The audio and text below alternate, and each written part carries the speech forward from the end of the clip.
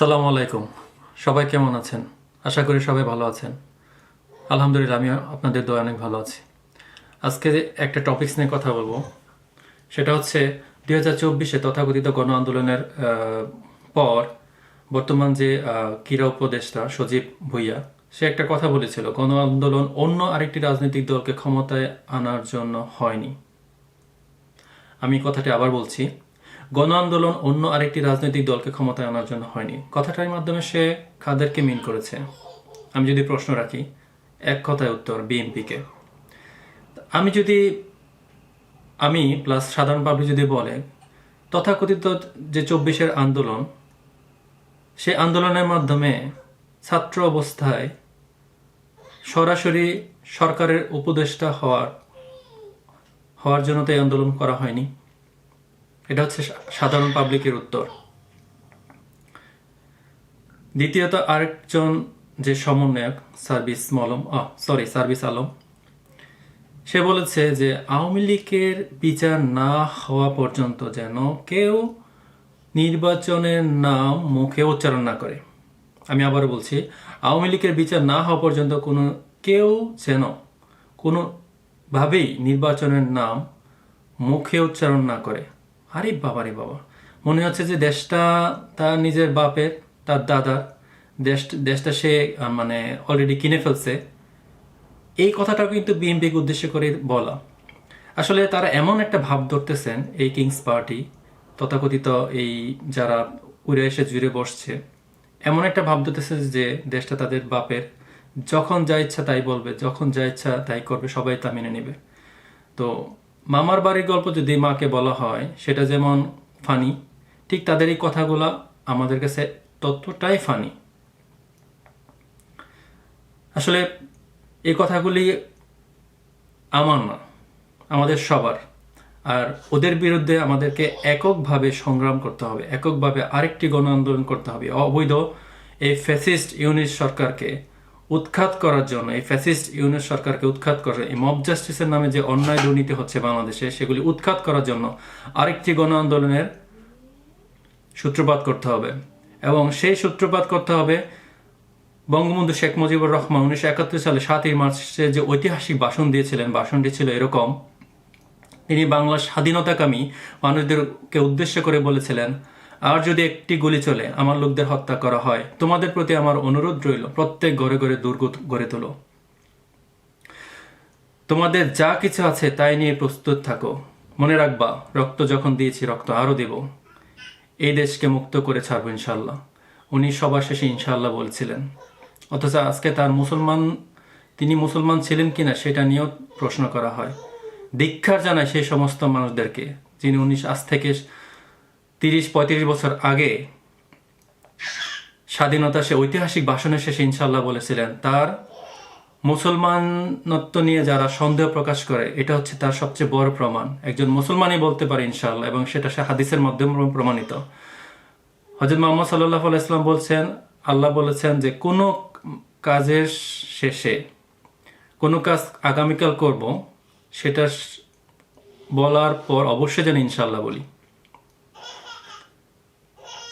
এটা হচ্ছে আমাদের ইসলামিক শিক্ষা, আর এটা সহিহ হাদিস। আর এটা সেই 35 বছর আগে বঙ্গবন্ধু শেখ মুজিবুর রহমান তার ঐতিহাসিক ভাষণে বলে গিয়েছিলেন। আর সেই ইনশাআল্লাহ রহমতেই বাংলাদেশ স্বাধীন হয়েছিল পাকিস্তানি হানাদার বাহিনীর কাছ থেকে। আমাদের মা বোনদেরকে যারা ইজ্জত হরণ করেছে, দর্শন করেছে, আমাদের ঘর বাড়ি পুড়িয়ে দিয়েছে, সেই একইভাবে 2024 সালে আমরা দেখেছি কিভাবে এই দ্বিতীয় নামধারী স্বাধীনতার নামে আমাদের বাড়িঘর আগুন দিয়ে জ্বালিয়ে দেওয়া হয়েছে। হাজার হাজার আওয়ামী লীগের নেতাকর্মীদেরকে গুম হত্যা করা হয়েছে। এই বিচার অবশ্যই হবে, এই বিচার বাংলাদেশের মানুষ অবশ্যই করবে। আমি বঙ্গবন্ধু শেখ মুজিবুর রহমানের সেই ঐতিহাসিক ভাষণকে ধারণ করে আমি বলতে চাই, আমাদের যা কিছু আছে তাই নিয়ে আমাদেরকে প্রস্তুত থাকতে হবে। আরেকটি গণ আন্দোলন করতে হবে। এই ফ্যাসিস্ট ইউনূস সরকারকে গদি থেকে অবশ্যই সরাতে হবে। যারা নির্বাচন নিয়ে তালবাহানা করতেছে, দিনের পর দিন এই অবৈধভাবে ক্ষমতা দখল করার জন্য নির্বাচনকে পিছিয়ে দিচ্ছে, তাদের বিরুদ্ধে অবশ্যই আমাদেরকে এক হতে হবে। এটাই আমাদের এখন থেকে আমাদের এক হতে হবে।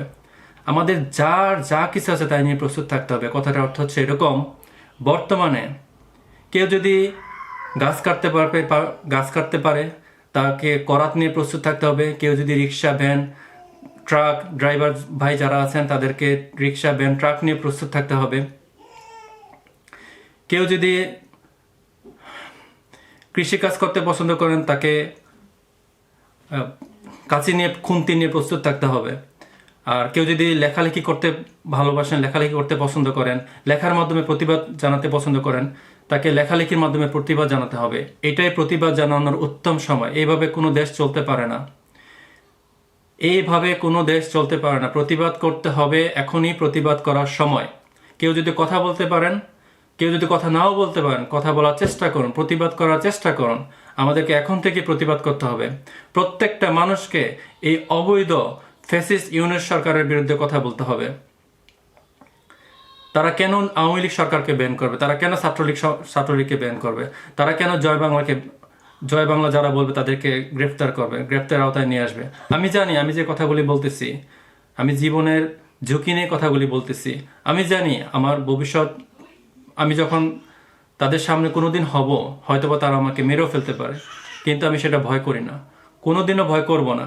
কারণ যেই দেশদ্রোহী আজকে ক্ষমতার আসনে বসে আছে, দেশকে বিক্রি করে যারা ক্ষমতার আসনে বসে আছে, যারা দেশের বাইরের শত্রুদের কাছ থেকে বিটকয়েনের মাধ্যমে কোটি কোটি টাকা রিসিভ করে এই সংগ্রামের নেতৃত্ব দিয়েছে, এই অবৈধ সংগ্রামের নেতৃত্ব দিয়েছে এবং অবৈধভাবে ক্ষমতা দখল করে আছে, তাদের বিরুদ্ধে যদি দেশের মানুষ সোচ্চার না হয়, তাহলে আর আমরা মাথা উঁচু করে দাঁড়াতে পারবো না। আর স্বাধীনতার পর একটা কথা সবাইকে মানতেই হবে, যে দেশকে সঠিকভাবে পরিচালনা করেছিলেন জননেত্রী শেখ হাসিনা। আমরা তাকে এই বাংলাদেশে আমরা আবারও চাই। সাধারণ মানুষ মাননীয় প্রধানমন্ত্রী শেখ হাসিনাকে আবারও চাই। ইনশাআল্লাহ আপনারা প্রতিরোধ গড়ে তুলুন, যেভাবেই পারেন প্রতিরোধ গড়ে তোলার এখনই সময়। আমি আমার বক্তব্য আর দীর্ঘায়িত করব না। সবাই ভালো থাকবেন, সুস্থ থাকবেন, আমার জন্য দোয়া করবেন। আর যদি ভালো লাগে অবশ্যই জানাবেন। আর যদি আমার কোনো ইমপ্রুভমেন্ট করতে হয় সেটাও আমাকে জানাবেন। আর শুধুমাত্র আমি একটা কথা বলে আমি আমার বক্তব্য শেষ করছি। শোনো একটি মজিবরের কণ্ঠে, লক্ষ মজিবরের ধ্বনি, স্বরের ধ্বনি, প্রতিধ্বনি, আকাশে বাতাসে বাজে রনি। বাংলাদেশ আমার বাংলাদেশ, বাংলাদেশ আমার বাংলাদেশ। শোনো একটি মজিবরের থেকে লক্ষ মজিবরের কণ্ঠ, স্বরের ধ্বনি, প্রতিধ্বনি, আকাশে বাতাসে ওঠে রনি। বাংলাদেশ আমার বাংলাদেশ, বাংলাদেশ আমার বাংলাদেশ। সবাই ভালো থাকবেন। আল্লাহ সবার মঙ্গল করুন।